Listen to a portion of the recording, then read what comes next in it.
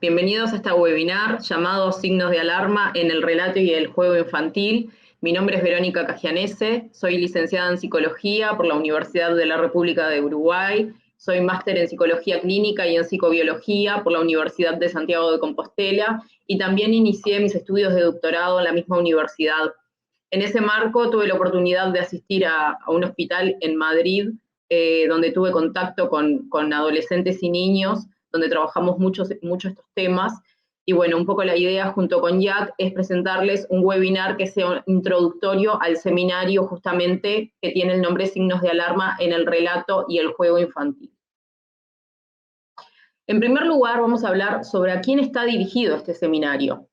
Lo pensamos en base a personal de la educación, maestros, psicomotricistas, personal de la salud, que pueden ser psicólogos, psiquiatras, y también para padres o personas interesadas en esta temática. Lo que es importante es aclarar que no es necesario tener ningún conocimiento previo.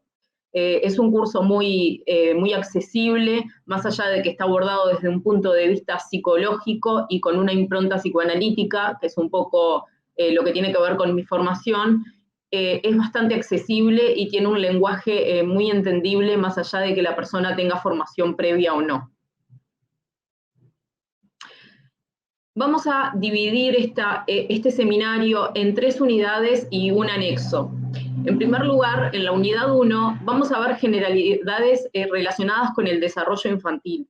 Vamos a ver las bases del desarrollo infantil y qué es lo esperable para ver cómo este desarrollo después pueda influenciar en el juego y en el relato del niño, justamente. Entonces vamos a partir de lo que es esperable para luego sí poder identificar estos signos de alarma que nos pueden llevar a detectar algo que no está funcionando bien en el niño. Entonces vamos a ver cómo se da ese desarrollo de forma esperada, cuándo debemos prestar atención, cuáles son los hitos del desarrollo que el niño tiene que cumplir a cierta edad. Vamos a poder identificar qué es un signo de alarma, porque lo que encontramos muchas veces los psicólogos es que vienen padres al consultorio o vienen derivados por personal de la educación, y muchas veces vemos que el signo de alarma está un poco distorsionado, ¿verdad? Que muchas veces ven alarma donde realmente no las hay, el niño se sale un poquitito de la norma y ya vemos que lo identifican como un signo de alarma y no es así. Entonces es importante poder conceptualizar lo que es un signo de alarma y a qué le tenemos que prestar atención y a qué no. Y también vamos a profundizar un poco en lo que son los riesgos de etiquetar, ¿verdad? Tener en cuenta que podemos estigmatizar al niño poniéndole una etiqueta desde chico, que los compañeros lo llamen por esa etiqueta, que en la familia se lo identifique con esa enfermedad, y eso tiene efectos arraigados en el crecimiento y en la autoestima del niño. Entonces, bueno, ver la importancia y los riesgos de no etiquetar, ¿verdad? Dentro del desarrollo infantil podemos dividirlo en 5 áreas, que las 5 van a estar relacionadas con el juego y con el lenguaje, con todo lo que es el relato, ¿verdad?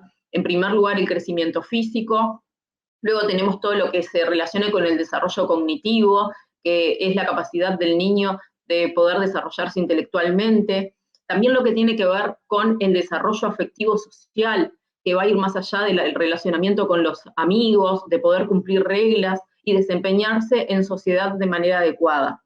Luego tenemos el desarrollo del área sensorio-motor, que tiene que ver con que el niño pueda saltar, trasladarse, andar en patineta, en qué edad logra todos esos hitos, que también va a tener que ver con el juego.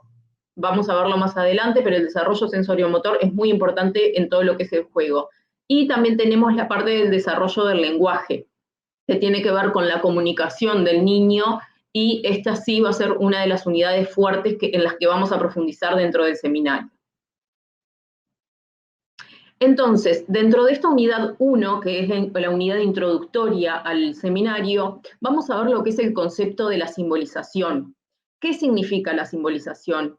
¿A qué edad se desarrolla? ¿Y por qué es importante? En primer lugar, contarles un poco que la simbolización tiene que ver con la capacidad del niño de poder hacerse una idea mental de algo que no está en el momento. Esto es fundamental para lo que luego va a ser el desarrollo del lenguaje y con él el relato.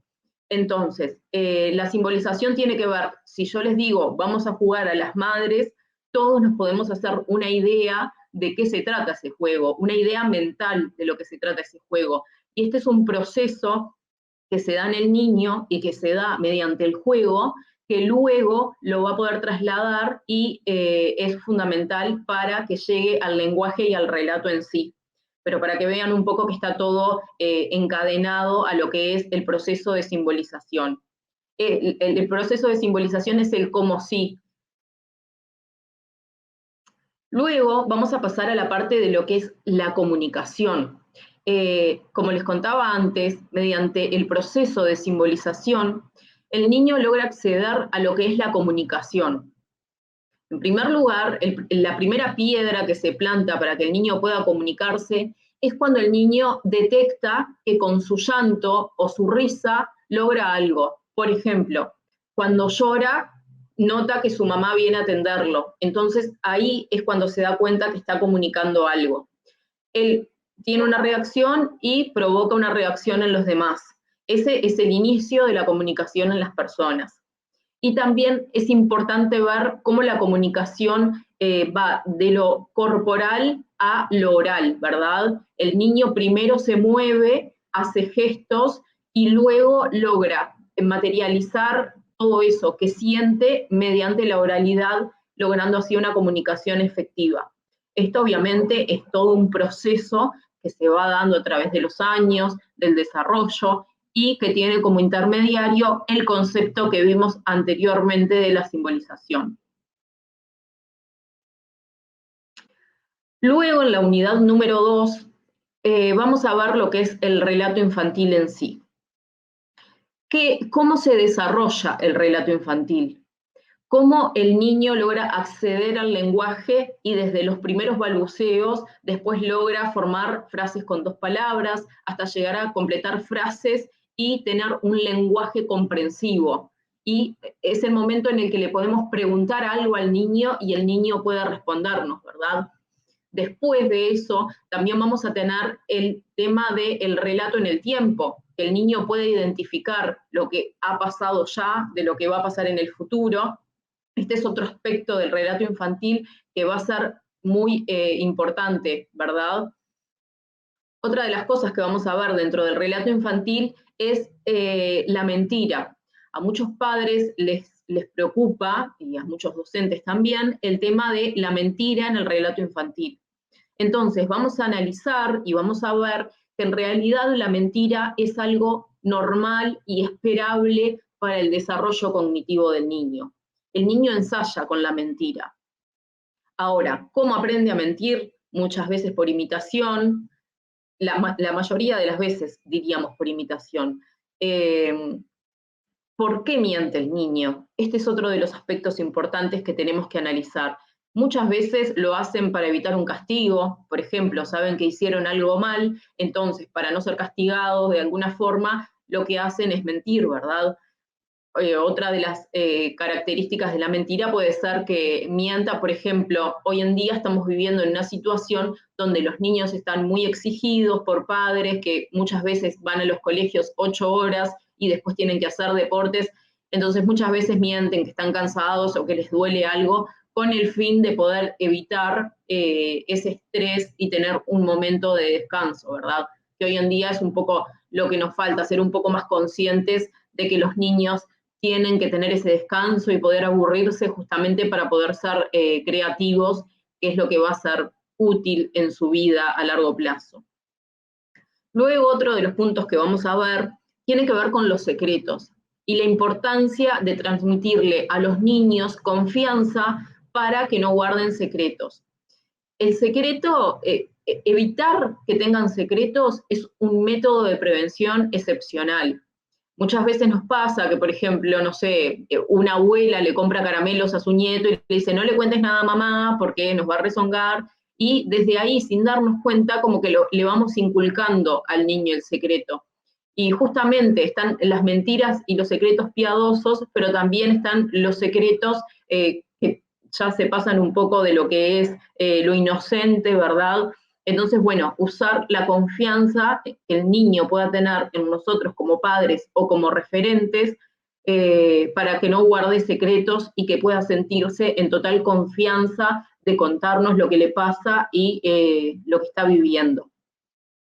Luego vamos a meternos en lo que es el relato en el abuso sexual infantil.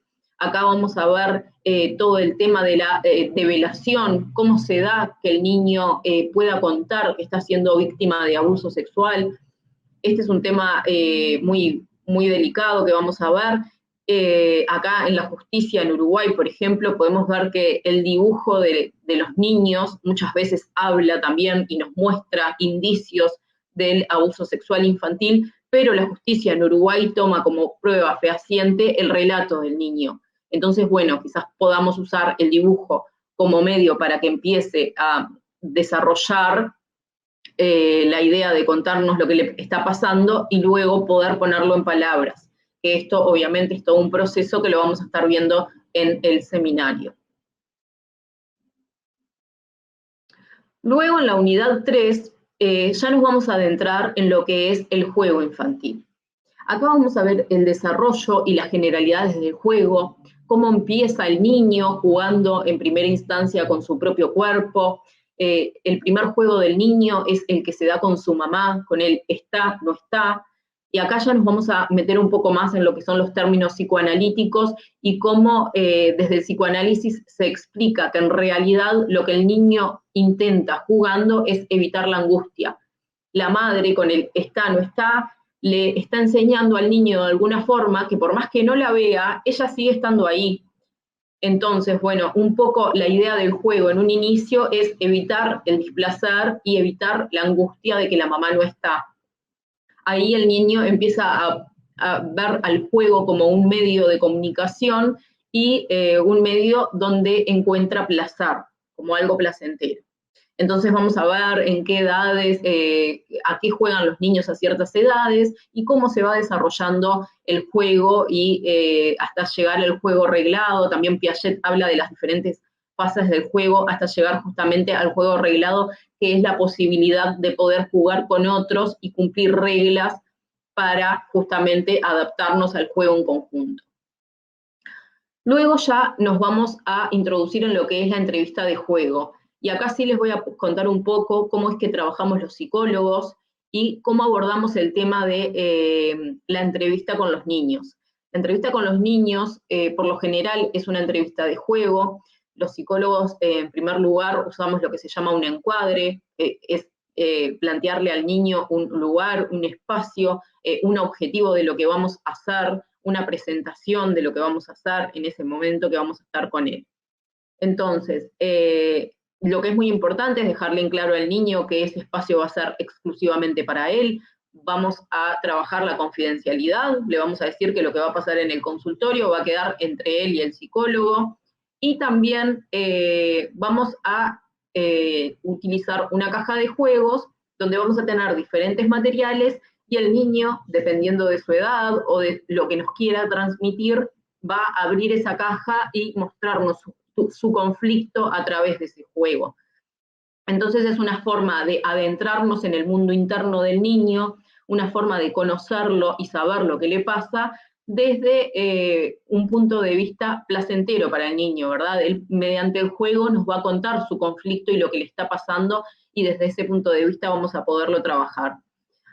También otro aspecto importante de la entrevista de juego es que los padres hoy en día juegan un rol importante y van a participar, no en la consulta directamente con el niño, pero sí vamos a tener entrevistas previas con los padres y muchas veces los vamos a estar citando para ver cómo lo ven al niño y poder contextualizar lo que le pasa al niño, ¿verdad? Lo que le pasa al niño justamente en parte es lo que tiene alrededor y el contexto en el que se mueve, y parte muy importante de ese contexto son los padres. Entonces, bueno, un poco también la presencia y la figura de los padres como algo importante en la entrevista psicológica con niños. Luego sí vamos a adentrarnos en lo que es el signo de alarma en el juego infantil en sí, y poder detectar justamente esas anomalías o esas cosas que nos pueden estar hablando en el juego del niño. Vamos a poder identificar señales que nos puedan hablar de que al niño justamente le esté pasando algo grave o que tenga alguna inquietud emocional, algún malestar emocional.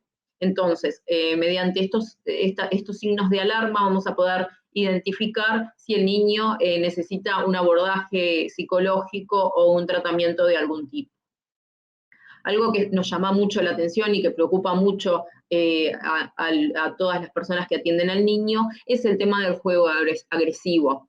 Muchas veces vemos hoy en día que los niños tienen juegos rudos o juegos un poco brutos y nos cuesta a veces identificar cuál es el límite entre lo normal y lo que no es normal, ¿verdad? O lo que estaría fuera de lo esperable. Como bien sabemos, la agresividad es algo inherente al ser humano, o sea, que viene con nosotros y que aprendemos a manejarla, y muchas veces nos pasa que cuando somos niños cuesta un poco manejar el tema de la agresividad, pero tenemos que poder identificar hasta dónde ese juego agresivo es normal o no. Por ejemplo, está el juego rudo, que es algo normal y esperable, está lo que es la temática agresiva en el juego, que tampoco tendría nada de preocupante, y está el juego agresivo en sí, que ahí sí es realmente cuando nos tenemos que preocupar.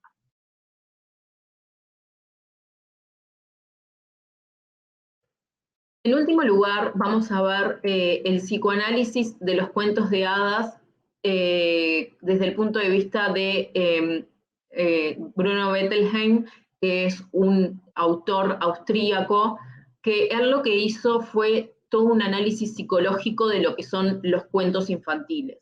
Entonces, acá lo que se va a ver es cómo el relato que le hacemos llegar al niño de alguna forma está haciendo efecto y le está transmitiendo algo más allá de lo que podemos ver en sí. También lo que vamos a ver es el análisis de ciertos cuentos clásicos, por ejemplo, el cuento de los tres cerditos. Lo que pasa en este cuento es que Bruno Bettelheim nos explica desde el punto del psicoanálisis lo que es el principio de realidad y el principio de placer. ¿Qué vemos en este cuento? Que los dos primeros cerditos se dejan regir por lo que es el principio de placer y dicen, vamos a hacer las casas rápido para poder seguir jugando. Sin embargo, el tercer cerdito se rige por el principio de realidad y prefiere perder más tiempo armando su casa, pero sabe que luego las consecuencias para él van a ser menores. Y es lo que pasa efectivamente. Viene el lobo y a los dos primeros cerditos que hicieron su casa rápido, se las destruye y realmente la casa que soporta es la casa del tercer cerdito, que es un poco el que llevó más trabajo y que invirtió más tiempo en hacer una casa un poco más segura. Entonces, ¿qué aprenden los niños con este cuento? A no ser perezosos, a tener un plan y poder ejecutarlo con inteligencia y desde esa forma poder, ¿verdad? O sea, desarrollarse en la vida de una forma inteligente y estratégica. Esto es un poco lo que vamos a ver en el seminario sobre psicoanálisis de los cuentos de hadas. También vamos a ver el tema de la disociación, por ejemplo, cuando se divide a la madre y a la madrastra, muchas veces los niños como mecanismo de defensa, y luego los adultos también, utilizan el mecanismo que los psicólogos llamamos de disociación, que es poder dividir a una persona en dos personas diferentes. Esto desde el punto de vista mental, ¿verdad? Entonces, para no aceptar que su madre también puede ser mala, lo que hace es dividirla y tiene a la madre buena y a la madrastra, por ejemplo, en el caso de Cenicienta. Esto también pasa con el cuento de Caperucita Roja, con el personaje del lobo y la abuela. En realidad el lobo y la abuela serían la misma persona. La abuelita guarda todos los aspectos buenos y el lobo guardaría todos los aspectos malos o no deseables de la abuelita. Bueno, un poco esto es lo que vamos a ver de los cuentos de hadas. Y también relacionado con estos relatos que se dan en la edad del niño, vamos a ver el cambio cultural que se ha hecho y que hoy en día estos cuentos clásicos, estos cuentos de hadas, ya no son generalmente los que les transmitimos a los niños, por ejemplo, desde el punto de vista de la educación. Los cuentos clásicos muchas veces se han dejado, si bien se siguen trabajando, se han dejado un poco de lado para poder transmitir otros valores al niño. Por ejemplo, tenemos los cuentos de Elmer, que era un elefante diferente, y en primera instancia todos se reían porque él era diferente, pero cuando finaliza el cuento nos damos cuenta que la diferencia en realidad es algo positivo y es algo a lo que tenemos que abrazarnos. También está el cuento del pez arcoíris, por ejemplo, que es un cuento que es un pez que tiene el pez más hermoso del océano, con escamas de colores, pero era un pez muy solitario, entonces los otros peces del río le vienen a pedir una escama de estas muy brillosas, y el pez a lo primero no quiere, pero después se da cuenta que compartiendo deja de ser el más hermoso del océano, pero ahora tiene amigos, ¿verdad? O sea, como que hay un cambio cultural en lo que le estamos transmitiendo al niño en relación a los relatos y a los cuentos infantiles. Bueno, hoy terminamos en este webinar de signos de alarma en el relato y el juego infantil. Muchas gracias por acompañarnos hasta acá. Gracias a todos por acompañarnos.